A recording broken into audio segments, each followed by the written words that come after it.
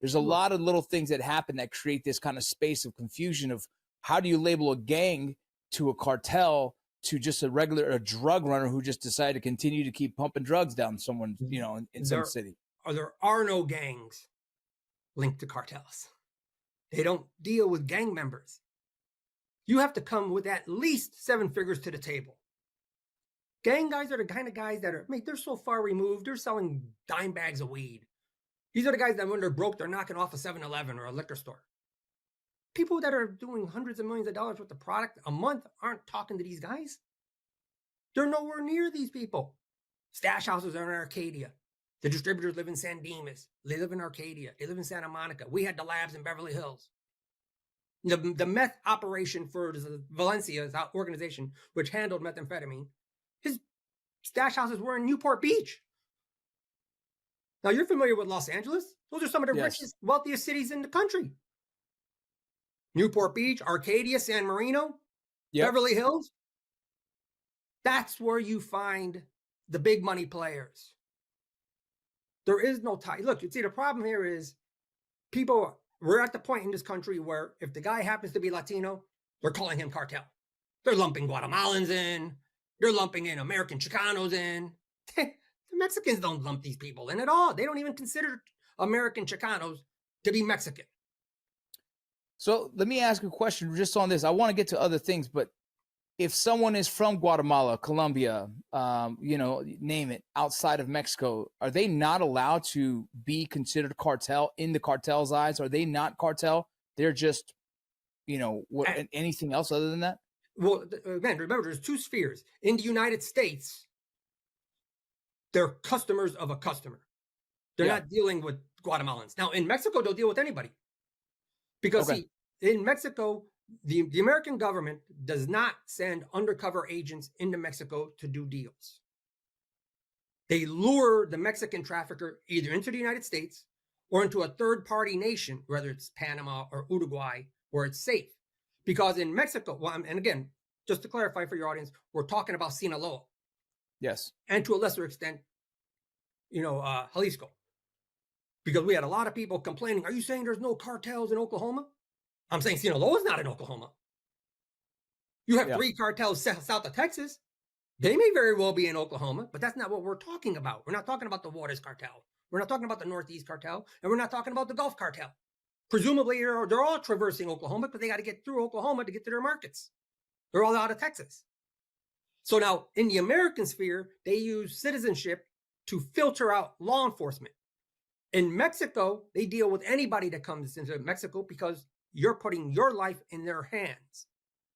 And the American government understands that there is a rule, at least within Sinaloa, do not harm American civilians, do not harm American law enforcement. There is no rule against harming American criminals.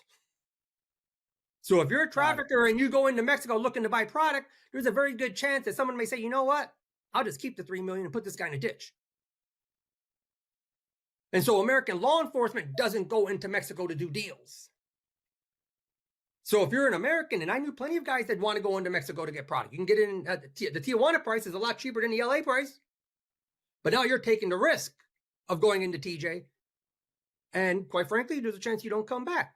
We had the largest lab set up in the country at the time. The DEA considered a super lab to be 10 pounds. We were producing 100 to 120. We're talking about ice at the time. Well, that was out of Beverly Hills. Well, when Armando Valencia, one of the main drug lords from Mexico, wanted to move the operation because they're the ones supplying the material in connection with the investigation the government called the Robles conspiracy. Well, they wanted to move the Robles conspiracy manufacturing from LA to Mexico because we could go 10 times the size of the Superlabs status in LA, but we couldn't do 1,000 pounds at a time. You need warehouses. They're saying move the operation to Mexico because they can protect it. They have police there. The police are all corrupt down there. Well, I didn't trust them with my life in Mexico. They needed the special skills because we had the chemists and the labs. So they'll deal with us in the United States because they needed us here. Down there, what's to stop them from just kidnapping you, forcing you to teach their people how to do the reactions, and then unaliving you and don't have to pay us? And so, yes, there are many Americans that go into Mexico to do transactions. And so that's a different category. So if you're Guatemalan, if you're Latino, if you're any group, if you want to go into Mexico, hey, no problem. I got to become really good friends with the guy in prison who was the son of the Honduran president. The Honduran president was taking payoffs to let 20-ton shipments coming through. And the son, of course, is the point of contact. The adult son was the point of contact with the Mexicans and with the Colombians. And so the Hondurans were taking their pay in product. So the Mexicans were like, yeah, sure, we have no problem transporting your product for you.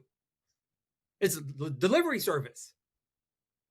But they're not supplying the product to Honduran customers in the United States. They'll deal with the Hondurans in Honduras or in Mexico because they know that's not DEA. And so always think in terms of minimizing your footprint, minimizing the risk.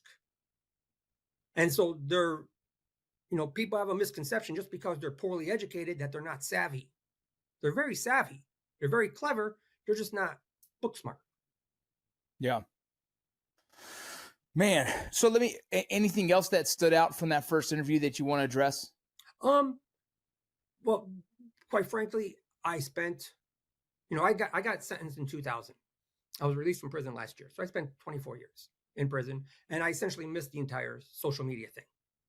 And I have an interesting perspective in that when I went away in the late 1990s, it was a very different world. I've come home and it's like I'm in a different country. People have lost the ability to reason. People are taking just on its face contradictory positions. People are taking positions that are just absurd. This whole I can't tell you how many guys I got. You're not talking about the gangs in the retail level. Are you insane? Or they use the gangs to go do collections. No, they don't. They have a separate team. That's a second Green Beret who handles the domestic affairs in the United States. His team does the collections. His team procures the firearms. So you have multiple teams headed up by American. Last time we were talking about the CJNG's paramilitary wing.